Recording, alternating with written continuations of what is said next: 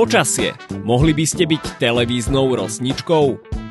Počúvate ďalší diel zo seriálu Plný rozumu, prvého slovenského kvízového podcastu, ktorý otestuje vaše vedomosti a zároveň vás niečo naučí.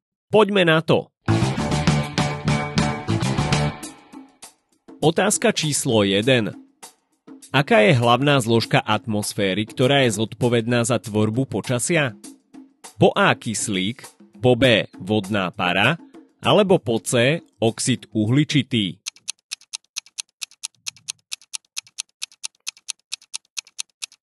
Správna odpoveď je B.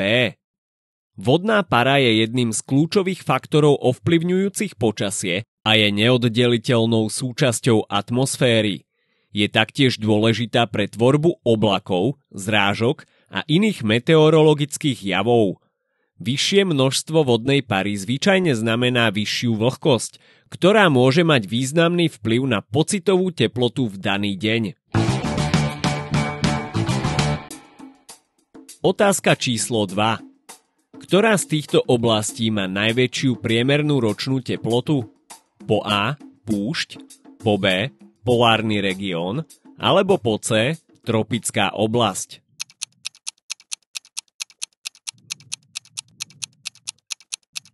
Správna odpoveď je C.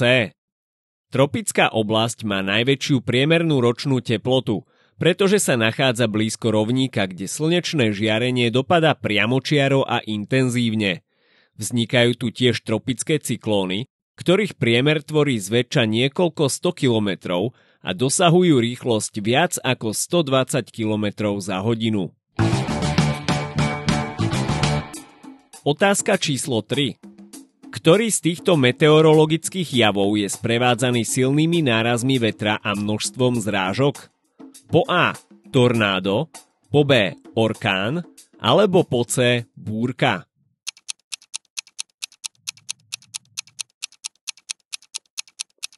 Správna odpoveď je C. Búrka je sprevádzaná silnými nárazmi vetra aj intenzívnymi zrážkami, ako je dážď, krupobytie alebo silný sneh. Často sa pri nej vyskytujú tiež blesky a hromy. Vzniká tam, kde sa stretáva teplý vlhký vzduch s chladným ovzduším. Otázka číslo 4. Kedy najčastejšie nastáva teplotný vrchol leta? Po A začiatkom júla, po B koncom júla alebo začiatkom augusta, alebo po C koncom júna.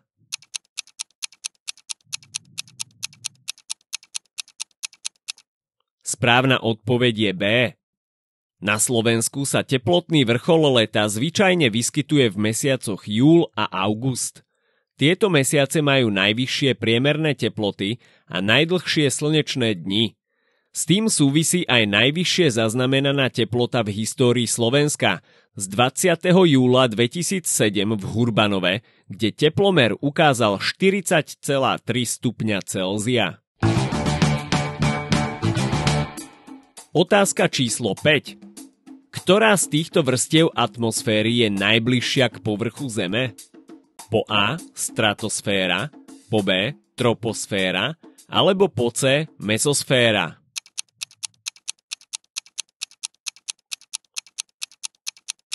Správna odpoveď je B. Troposféra je najnižšia vrstva atmosféry Zeme, ktorá sa rozprestiera od povrchu Zeme až po hranicu s tropopauzou. Tá sa nachádza približne vo výške 8 až 15 km nad povrchom Zeme. Troposféra hrá dôležitú úlohu v tvorbe počasia a je miestom, kde sa vyskytuje väčšina meteorologických javov. Otázka číslo 6. Ktorá z týchto oblastí má najväčší priemerný úhrn zrážok? Po A step, po B tundra, alebo po C prales.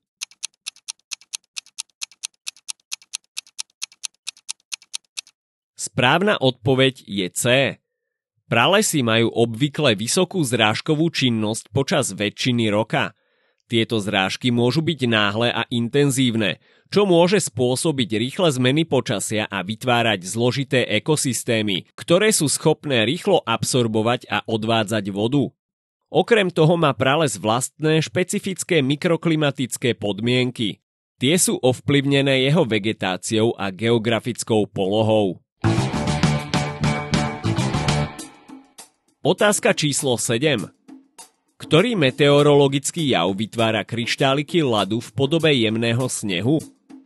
Po A. Dážď, po B. Mráz, alebo po C. Krupobytie?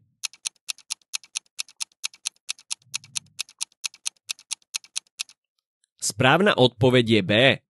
Mráz vytvára kryštáliky ľadu v podobe jemného snehu, keď teplota vzduchu klesne pod bod mrazu a voda zamrzne. Celkovo je mráz dôležitým meteorologickým javom, ktorý môže mať významný vplyv na životné prostredie a na naše každodenné aktivity, napríklad ranné nasadanie do auta. Otázka číslo 8. Ktorá zo stupníc sa používa na meranie intenzity vetra?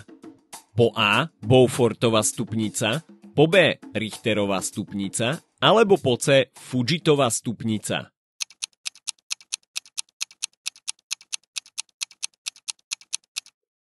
Správna odpoveď je A. Beaufortova stupnica je škála, ktorá sa používa na meranie intenzity vetra. Bola vytvorená britským admirálom Sirom Francisom Beaufortom v roku 1805 a odvtedy niekoľkokrát prešla úpravami.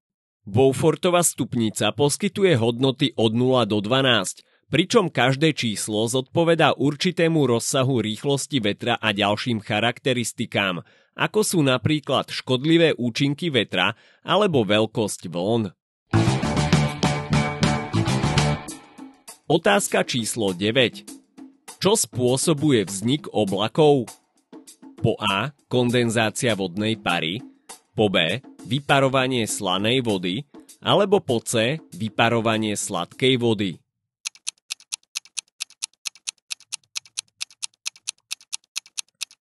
Správna odpoveď je A. Kondenzácia vodnej pary je proces, pri ktorom sa vodná para v atmosfére ochladzuje a prechádza do skupenstva kvapaliny alebo pevného stavu, čím vznikajú kvapky vody alebo ľadové kryštály. Tento proces je dôležitým javom v kontexte počasia a tvorby oblakov. Kondenzácia je základným krokom pri tvorbe oblakov, zrážok a iných meteorologických javov. A na záver otázka číslo 10. Ktorý z týchto meteorologických prístrojov meria množstvo zrážok? Po A. Barometer, po B. Anemometer, alebo po C. Pluviometer?